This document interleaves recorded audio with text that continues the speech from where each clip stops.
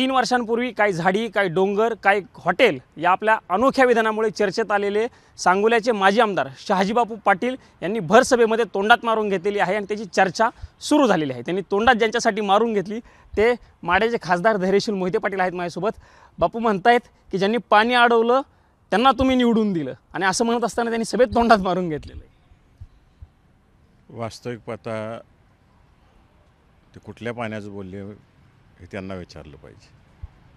माळशिरस तालुक्यातून एकच कॅनॉल येतो, तो नेरा देवदारचा येतो। ही दोन्ही जे धरणं आहेत या पाण्याचं नियोजन हे ब्रिटिश काळापासून झालेलं आहे। ब्रिटिश काळात उजव्याला कालव्याला किती पाणी द्यायचं आणि डाव्या कालव्याला किती द्यायचं, म्हणजे फलटण, माळशिरस, पंढरपूर, सांगोला आणि बारामती आणि इंदापूरचा काय भाग, हे ब्रिटिशांच्या काळात या धरणाचं नियोजन झालेलं आहे आणि त्यानंतर वेळोवेळी राज्य शासनाने निर्णय घेतलेले आहेत। हा सगळा इतिहास आहे आणि या इतिहासामध्ये सगळ्या नोंदी आहेत। त्यामुळं जे काय आरोप ते करतायत तो अत्यंत चुकीच्या पद्धतीचा आरोप करतायत। त्यांनी सगळी दप्तरं तपासून पाहावीत आणि मग असे आरोप करावेत। आणि दुसरी गोष्ट, सोलापूर जिल्ह्याला एक सुसंस्कृतपणा होता। विजयसिंह मोहिते पाटील साहेब असतील, परिचारक साहेब असतील, गणपतराव देशमुख साहेब असतील, एकामेकाच्या तालुक्याच्या ह्याच्यात पूरक राजकारण, समाजकारण या लोकांनी केलं आहे, पूरक विकास केलेला आहे। मला आवर्जून त्यांना एका गोष्टीची आठवण करून द्यायची की उजनी धरणातलं पाणी हे माळशिरस तालुक्यामध्ये लिफ्ट करून साळमुख या गावी कॅनॉलमध्ये भरायचं होतं आणि त्यातून तांदूळवाडी, साळमुख, फळवणी, कोळेगाव ही जी 8 गावं आहेत माळशिरस तालुक्यातली तीसुद्धा कव्हर करायची आणि त्याचबरोबर सांगोला तालुक्यातली करायची। परंतु ह्यांनी अत्यंत गुपचूप पद्धतीनं एक नवीन योजना मंजूर करून घेतली। यांनी म्हणजे नेमकं कुठे? शहाजीबापू पाटलांनी मंजूर करून घेतली आणि जी गणपतराव देशमुखांनी मंजूर केली होती, ज्याचं भूमिपूजन विलासराव देशमुख साहेब, विजयसिंह मोहिते पाटील साहेब, गणपतराव देशमुख साहेबांनी केलं होतं, ती योजना डायरेक्ट त्यांनी स्वतःच्या चिकमौद गावात नेली आणि माळशिरस तालुक्यातली ही गावं वंचित ठेवली। मला त्यांना हा सवाल विचारायचा आहे की ते आयुष्यात ज्या वेळेस पहिल्यांदा आमदार झाले सांगोल्याचे, तेव्हा माळशिरस तालुक्यातली 14 गावं ही सांगोल्याला जोडलेली होती आणि मी ज्या गावांची नावं घेतली त्या गावांनी त्यांना आमदार केलं होतं आयुष्यात पहिल्यांदा, त्या गावावर सुद्धा यांनी अन्याय केलेला आहे। म्हणजे ज्या गावाने त्यांना मदत केली त्यांचंच पाणी त्यांनी पळवलं असतं मला म्हणायचं।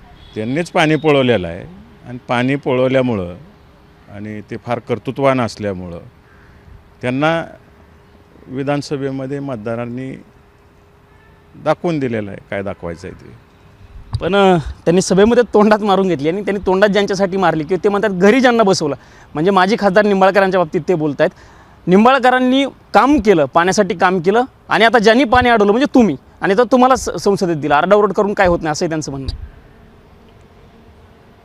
लोकांनी अभ्यास करूनच मतं टाकलेली आहेत। मी काय काठावर निवडून आलेलं नाही, 1,24,000 मतांनी निवडून आलो। जर या लोकांची कामं असती तर नक्कीच त्यांना निवडून दिलं असतं। मला कशाला निवडून दिलं असतं? मी तर नौका माणूस आहे, नौका माणूस असूनसुद्धा मला निवडून दिलं। ह्यांनी जर एवढी कामं केली, कोरडोची कामं केली, त्यांनी अनेक प्रचार केला विधानसभेमध्ये, विधानसभा इलेक्शनच्या वेळेस आम्ही एवढा निधी आणला, एवढं पाणी आणलं, ते आणलं, मग आणलं तर मग जनतेने निवडून का दिलं नाही? महाराष्ट्राचा निकाल वेगळा आहे आणि सोलापूर जिल्ह्याचा निकाल वेगळा आहे, म्हणजे की ह्याचा त्यांनी शांत मनाने विचार केला पाहिजे असं मला वाटतं। बापू असं नेमकं कशामुळे बोलतात? कारण त्यांच्या बोलण्याचा नेमकं रेफरन्स काय किंवा अर्थ काय घ्यायचा?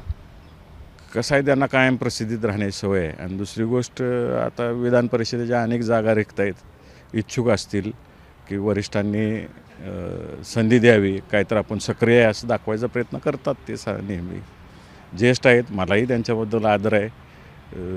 ते किती खालच्या पातळीला जाऊन माझ्यावरती बोलले, माझ्या कुटुंबावरती बोलले, तरी मी त्याचं काही त्यांच्या पद्धतीनं कधी उत्तर देणार नाही। मी कामाच्या पद्धतीनं माझं उत्तर देईल। तुम्ही म्हणताय कामाच्या पद्धतीनं उत्तर देऊ, पण जर समजा विधान परिषद मिळवण्यासाठी अशा पद्धतीचे तुमच्यावरती आरोप केले जात असले, विधान परिषद मिळेल त्यांना असं वाटतं?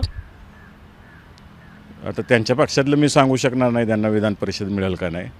ते सगळ्यात शेवटी त्यांचे वरिष्ठ निर्णय घेतील. वरिष्ठांना कोणत्याही पक्षाचा वरिष्ठ हा त्या पक्षातला कोण किती काम करते आणि किती उपयोगाचा माणूस आहे ह्याच्यावरती ते धोरण ठरवतात. निश्चितच हे धैर्यशील मोहिते पाटील होते आणि त्यांनी म्हटलेलं आहे की तुम्हाला पहिल्यांदा ज्या 14 गावांनी आमदार केलं त्याच माळशिरस तालुक्यातील 14 गावांचं पाणी तुम्ही बंद केलं अशा पद्धतीचा आरोप करत असतानाच तुम्हाला विधान परिषद पाहिजे म्हणून तुम्ही अशा पद्धतीची टीका करताय.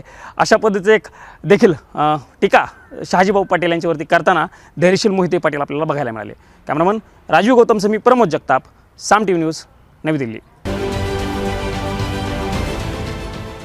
देश विदेशातील प्रत्येक घडामोडींचे लाईव्ह अपडेट मिळवण्यासाठी आता साम टीव्हीच्या सर्व सोशल मीडिया प्लॅटफॉर्मला लाईक, फॉलो आणि सबस्क्राईब करा. तसंच सर्व नोटिफिकेशनसाठी बेल आयकॉन प्रेस करायला विसरू नका.